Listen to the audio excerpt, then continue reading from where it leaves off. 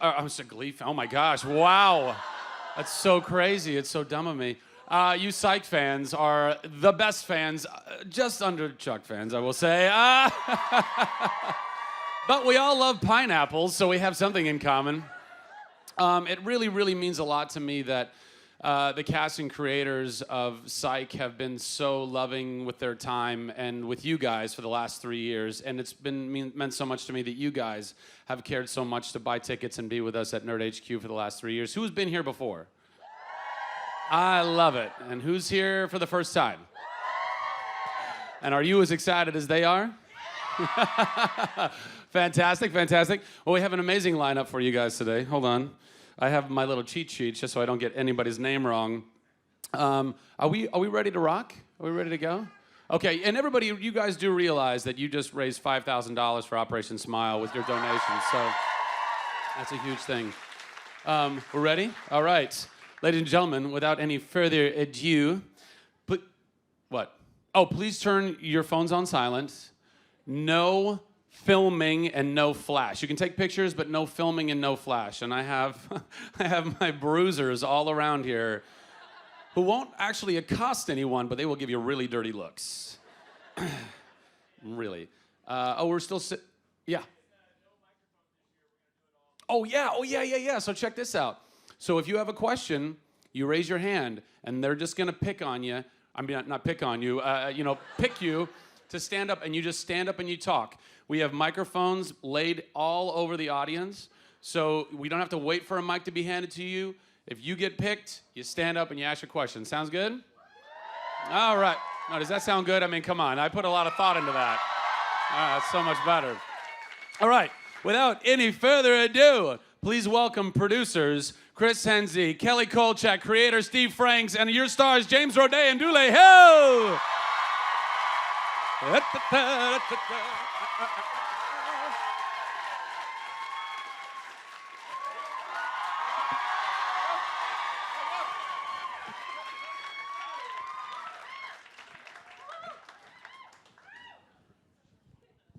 What's happening, Nerd HQ? This is awesome. All right, now what do we do? Yeah, Zach just like introduced us and walked off, huh? He just left us here Like, alone. be real careful. There he is, being he's friends back. with Zach. Hey, Zach, don't worry about it. We got it. Hey, did anybody see the musical last night? Wow. Who's better, Dulé or James? Let's go. Dulé, Neither. James. That man danced. He did not want to dance. And the moves he had were amazing. Did you guys see Steve as the chimney sweep? Even my own children didn't recognize me in that. I have to stop when I do a cameo. I have to stop covering myself in dirt, soot, and putting myself in giant top hats. It's a thing I'm going to stop doing. Dule Hill, by the way, how about that dancing last night, huh?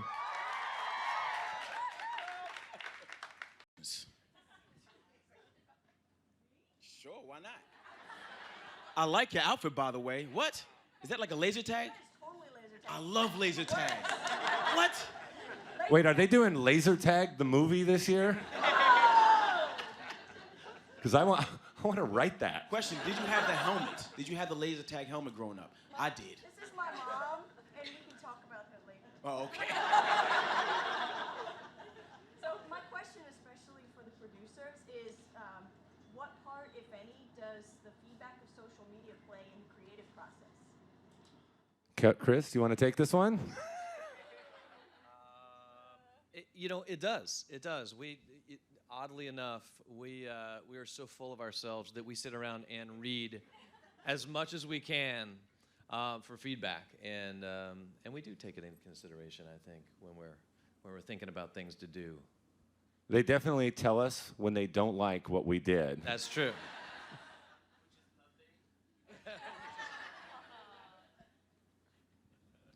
Some. Wondering if there's a chance that Emilio Estevez will turn up this year to complete the Breakfast Club team. You know, we would love to have Emilio on the show. I think you all should just like flood his Twitter feed. It's at Emilio the. By the way, we did this.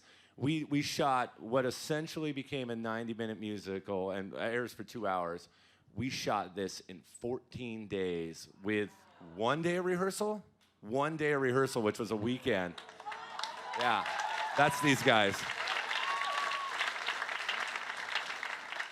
And we did this thing they call French hours, which is a film term, which means you have, for that opening sequence, we had essentially 8 hours to shoot that entire opening sequence, 10 different spots, 10 different locations.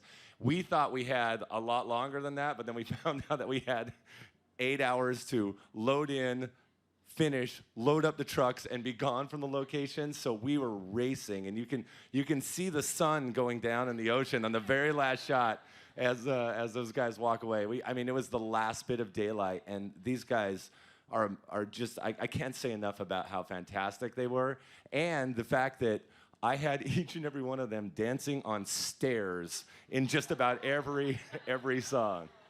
I remember with that opening number, once I went home, my body was like, what are you doing? I felt it in my legs for a few days. Oh, you got a question? Yep. Oh. Yep. Hi again, Mr. Hill. I saw you last night. How you doing? Hey, yourself. I'm still waking up. It's okay. I had 3 cups of coffee. All right. Thank you. Okay, so, sorry. My name's Javon, and I'm a huge fan. And I have been watching your show ever since the pilot. And so, it's a great family show. I watch it with my mom and my dad, and we love it so much. How does it feel? This is a question for all you guys. To have such a great cast and crew that, brings so much joy to millions of viewers. Roday. Well, I think that's probably the single most gratifying part of what we, or anyone that does what we do, can achieve is, you're up for us, we're in Vancouver and we're in a little bubble and we do this thing, and then, when it actually reaches someone and they actually care about it, it's the closest thing we get to contributing to society. You know what I mean? It's, we're not doing anything really. So knowing that some families can come together and maybe for an hour a week turn their brains off and just laugh together and enjoy what we do, that's about as good as it gets, at least from our side of things. I mean, there's nothing better than knowing that families are going around and saying, "Suck it." Good morning, Mom. Suck it. That is so funny because I have 2 teenagers, a 14 and a 16-year-old, and they're in a long car ride, and they kept, "Suck it, you suck it." And I was like, we don't say that to each other unless you sing it. So now when they look at it, they'll be like, suck it. We sometimes forget, too, how young the kids are that are watching, and we'll be on the set, and I remember we were sending a script up, and the next day we have, of course, the nicknames, and it's my own fault. I thought the name Fellatio del Toro was really funny. And I've had several people approach me after that saying, "Thank you for teaching my kids the word fellatio." You Googled it. My question is for Steve, and I apologize if this question has already been asked a million times, but do you think that you would ever make a CD of all the different variations of the theme song? That is something that we should get in there and talk to our network about it, because we have an entire musical that's ready for a soundtrack, right? We're shooting season 8 right now, and Dule Hill may or may not have a song or 2 that comes in one of the episodes. It was funny, after doing the musical, it's like, why weren't we doing one of these a year? And then James said, "I know exactly why we're not doing one of these a year." You'd be doing it without me. But I mean, we've gotten Julie Cruz, we've gotten Kurt Smith to do it. It's been Boys really to Men. Boys to Men. So I would love that if we can sort of get a sort of ground campaign building up for that. I think that that would be something, whenever this musical actually ends, I think 2017 possibly, then I think that's something we should definitely do. Sure.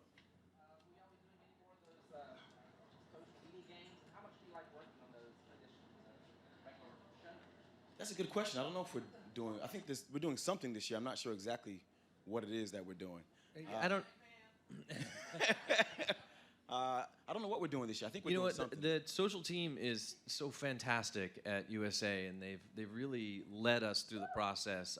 We're kind of game for doing anything in the writers' room, and these guys. Oh. But and we get a lot of help because we've got a lot of our support team and our assistants and our script coordinators and people that have been with us for a long time really help out on the show, and on these webisodes and the digital and the social stuff. And so it gives them an opportunity, I think, to really dig in and help us out. And then we get there, and as much as we complain about doing it because it's extracurricular and it sort of takes the focus sometimes off of the episodes you're working on, when we get there, we're excited about it because it's funny and it's fun, and you get some fresh voices that have worked with us forever to kind of come in. And Kirsten Nelson directed, of course, the last one, which was awesome. And she just directed an amazing episode that most people haven't seen, including the network yet. We just finished cutting it. So wait for that, too. But it's great. We love it. We love it. How about you right there? My question is, I've had a ton of favorite episodes over the years. What has been your favorite episode to produce or act in? And whose idea was the pineapple? And thank you guys for all you do for your fans. Well, thank you all for loving us. We love you back. For me, it's definitely American duos. That by far, like to me, that really started to set the tone of where what Psych was. And the fact that I got a chance to dress up as Michael Jackson, do a moonwalk across the stage, screaming fans, even though they weren't really fans, they were paid to be there. And then John Landis being in the wings, who actually directed Thriller. It was a surreal moment for me. So that's my favorite episode. We did a little something called Dual Spires. Yeah. That was just me getting to be a fanboy and hang out with a bunch of the cast members from Twin Peaks. That was my favorite television show of all time. And it was like I got to step into our own little version of Twin Peaks for a week. It was pretty awesome. They would come to set every morning. Oh my gosh! Oh gosh! Dana Ashbrook!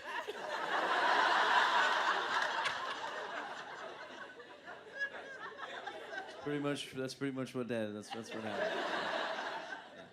And if you think James has gone obscure with his longtime crushes, wait till you see the last episode we're shooting this season. He's gonna surprise you all. But Chris, you have a favorite episode? It's really hard for me. I have a lot of favorite episodes. There's too many of them. But from Vampires, which James. To the Black Capella episodes, Dulé was fantastic in. There's one coming up that we'll just call London that Steve wrote and directed that is fantastic. Absolutely. Yeah. The musical, of course, I think has to be a favorite. It was such a labor of love for Steve. There's too many. There's too many. Kelly, we need to hear from you at some point. I would have to say, I keep saying the pilot because it was just that, first experience and you got to see the whole show kind of like unfold before your eyes. But one of the favorite episodes is Scary Sherry, which was the first time that James directed an episode, and it was just sort of seeing the show through his eyes and how he saw his Sean visions and the fact that he did most of it handheld, and it just had, I think, a completely different look than our show. And it was such a great experience to sort of watch one of the people that you're watching all the time get behind the camera and go, this is how I see But it. you're talking about Tuesday the 17th. Oh, Tuesday the 17th. I'm sorry. Yeah, Tuesday the 17th. The 17th. And I guess if I had to answer, I mean, the musical was just a life-changing experience for me, just because we talked about it so long, and there were so many challenges. And the day that we said, okay, we're doing it, and they're like, who's going to write the songs? I said, I am, and the network went, really? But you guys could just sing popular songs that are on the radio now. I don't I don't even think of the musical as an episode though. I think of it as like your third child, and it's over there somewhere on its own special island. Yeah. All right, who's next? Steve, who's gonna write the musical? Me. Who's gonna do the songs? Me. Who's gonna direct it? Me. I'm not an egomaniac, I promise you. Who's gonna play Sean? I guess that guy. Sure. Yeah, you? You with the shades? Yep. I just had a quick question. We're all, I think, super excited for and super proud of Maggie, but can you give us a few details of how this is going to work? You sound like the network. I think, like nature in Jurassic Park, we find a way. And so there's, we found some tricky ways to make it, I mean, we're all immensely proud of Maggie and excited for this opportunity.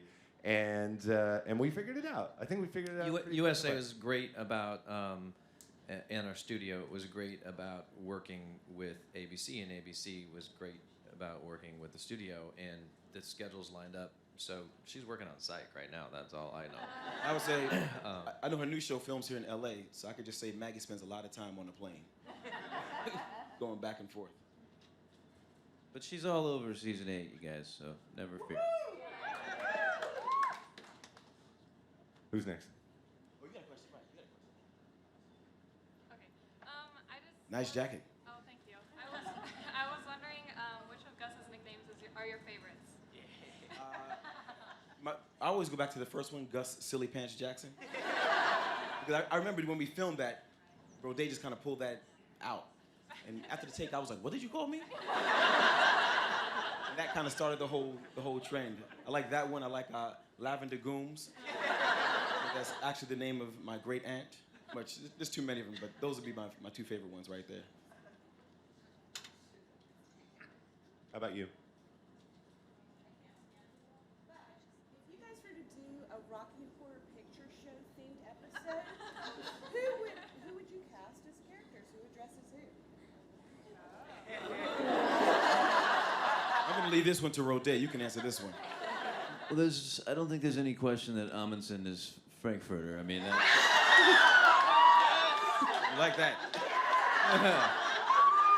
I do Kurt Fuller as Riff Raff. Yeah, I would go there. Yeah. And I think Tim would actually kill us to do that. He might be able to retire after that. Yeah, Tim would definitely lead the way on a Rocky Horror episode. We're pointing to somebody over here. This guy? Yeah. I really like when actors bring a little something of their own to the role, and then it becomes kind of like a running gag, and you bring it back, and you guys kind of have "Come On, Son" and "Suck It" and stuff like that. But James, I really specifically want to know where did you get where Sean says "me" in a very specific way? That is Me. the genesis of me. Is a character that Dulé and I created on the set of the guy who only cares about himself and needs to know how many shots he has left in the day. And he has an island sort of Caribbean accent. And he asks the AD, how many shots are left in the day. No, we have the coverage there, we have the cold cover over there, we have the 2 shots over there, but what I need to know is how many more shots are going to involve me?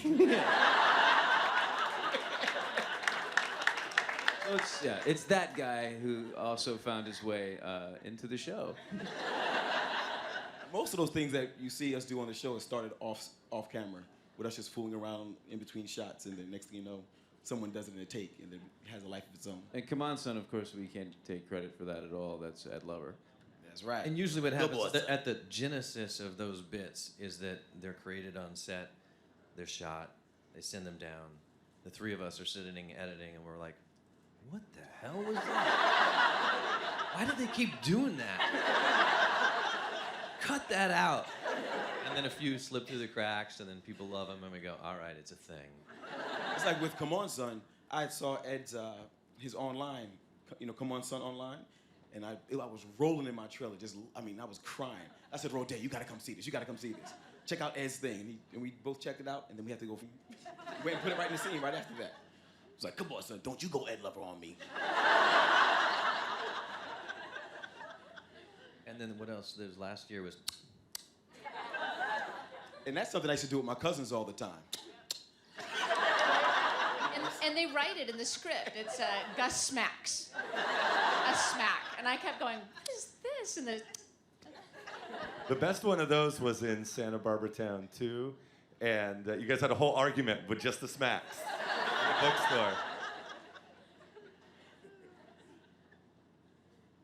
I really enjoy the episodes with Gus's family, and I want to go who you guys think will be his next father.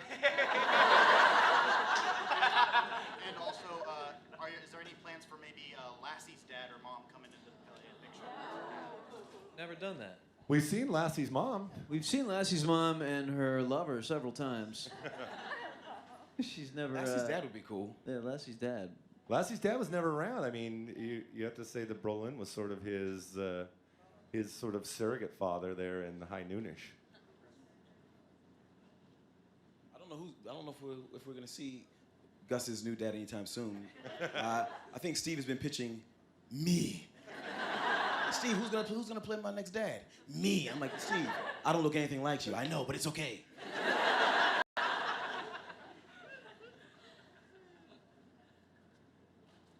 So, my roommate is black and I'm white, and we like to pretend that we're Sean and Gus sometimes. Who's Sean and who's Gus? But she wanted me to tell you she calls you guys her TV friends, and she just loves Sean and Gus, and she wants to know what to expect from the next season. Well, I would have to say that season 8 is probably the most kind of character-driven season that we've done on the show. I think we're all maybe getting a little sentimental, and we're also all getting older, so... Not me. Except too late. Because black don't crack. And, that's... Except on Gus. My black is cracking, Sean. Of where these people are headed, So there's that. We've also done some huge swings, and we're literally taking the chains off in terms of what we're willing to risk. So if we fail horribly next year on one episode, just know we were shooting for the stars. We are remaking one of our old episodes. We're fairly certain this is the first time that's ever been done in the history of television. And we hope that's a good thing. But yeah, we took an episode from very early in the show that we thought had potential but wasn't fully realized. And we remade it. You could imagine the network's face when they pitched that idea. That was Chris Henze's idea too, to remake it. One of the things that kind of came of that, the evolution of the remake, was it was Andy's idea, Andy Berman, because it was his original episode. He rewrote it a little bit and directed it, but he decided we should, or you guys all decided when you were up there talking about take role before. You have to really pay attention because on the last casting email, Chris says, "I don't remember any of these people." How about these three guys from Vancouver? They've all been in other episodes, and I was like, don't remember. I actually reintroduced myself to somebody. But in my defense, he did look way different. He looked way different. I was like, how you doing? Welcome to the show. Roday was like, he was on the last episode. It wasn't even somebody from season 2. It was the guy that was on the last episode. We also are doing, and I think this possibly is the first of its kind, the London episode is a mashup of a Guy Ritchie gangster London film and Harry Potter. Which naturally feels right? It's called Lock, Stock, Some Smoking Barrels, and Burton Guster's Goblet of Fire. So good luck, TV Guide, printing that. Right there inside. Well, the show has been winding down since season 3, really. We just refuse to go away. You know, we keep doing this as long as we can, and we're having fun. We're not at a loss for ideas. I mean, shows get more expensive, and things have to move on at some point. But we're just having fun right now, and we love doing it. We love each other, like often, and what? Hey man, get with the times. But we're having a lot of fun, and we're gonna ride this thing as long as it goes. And you know, there's all sorts of great opportunities out there. James, I have to mention this at least once, directed a film in the off season called Gravy. Gravy.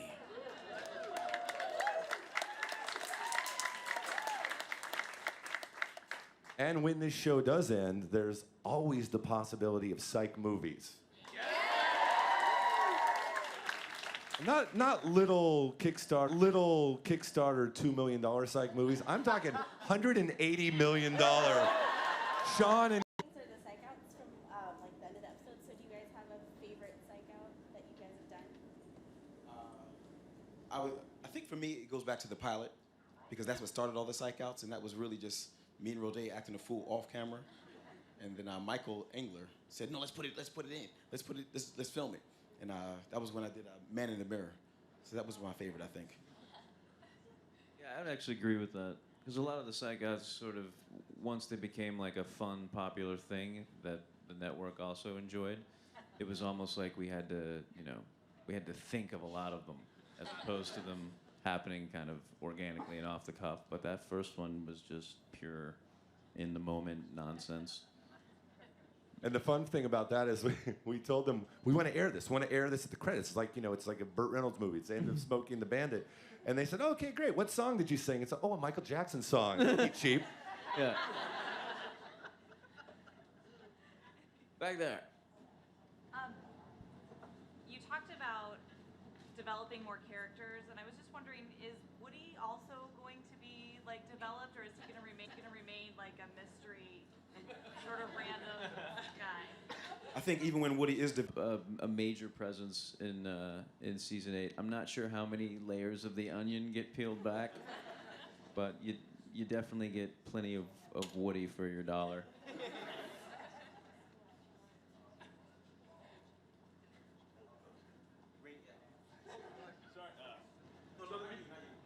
The musical last night was awesome. Right? Steve Franks. So, my favorite reference on the show, I had to rewind it like 3 times because I couldn't believe you did it, was when Lassie jumps in and says, "I found Prince." And then Sean and Gus go, was he in a little red Corvette under the cherry moon? I couldn't believe it. But I believe that kind of stuff into my life all the time. It's hilarious. What are your guys' favorite references that maybe make it into your life or on the show?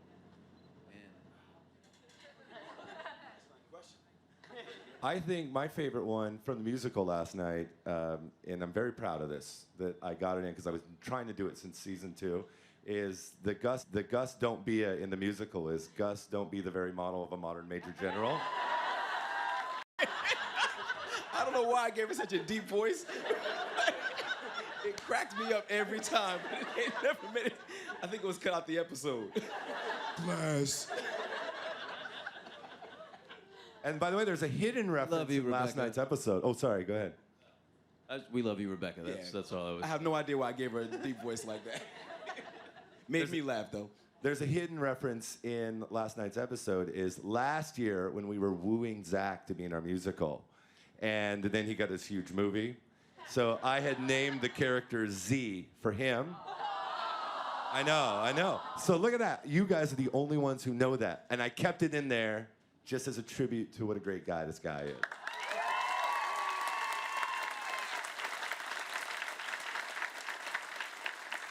So if Zach doesn't show up on our show, you can blame Zach for being so damn busy. we have time for one more. Who's got a really quick one? Who's quick? I'm gonna let them pick.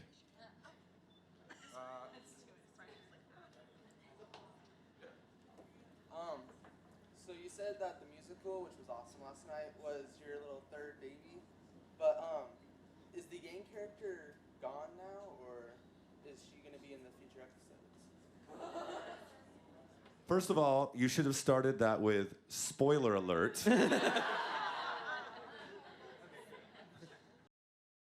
I mean, we've managed to say goodbye to characters in the past,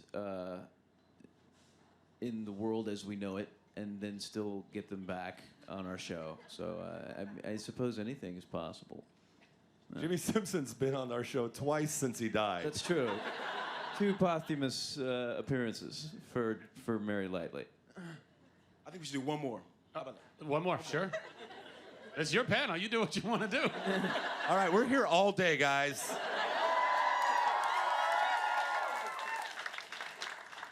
I didn't get to see the musical last night. They got to go. So I was wondering if you guys could sing something.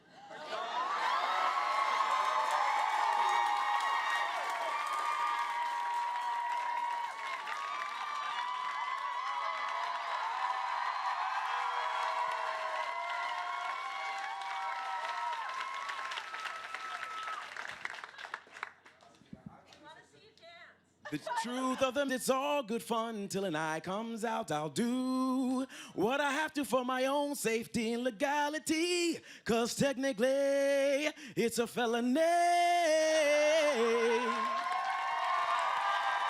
Ladies and gentlemen, please, let's give it up. Thank you, guys. For your creators and cast of Psych.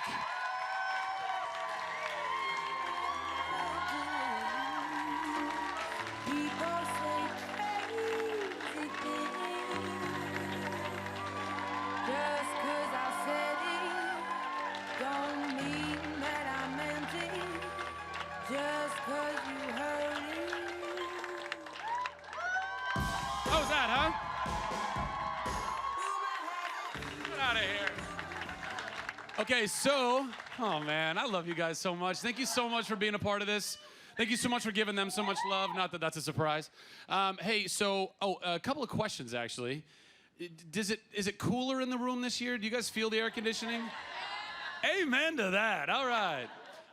The other thing, too, is if you guys are coming back to any more panels, and I'll announce this at the panels, but just because we have the mics, we got monitors so we can hear you, but make sure you project a little bit so the rest of the people in the audience can hear the questions. Sound good? Okay, fantastic. And the last thing I'm going to say is, other than I love you all, and you're all beautiful, beautiful people. Hey! I feel it, is our lovely going to be taking you guys out row by row. So if you don't mind, just chill. You can have a seat, relax a little bit, talk amongst yourselves. Hey, what a great panel that was. Yeah, I can't wait to go to another one. And we'll get you guys all out of here, okay? All right, I love you. I love you all.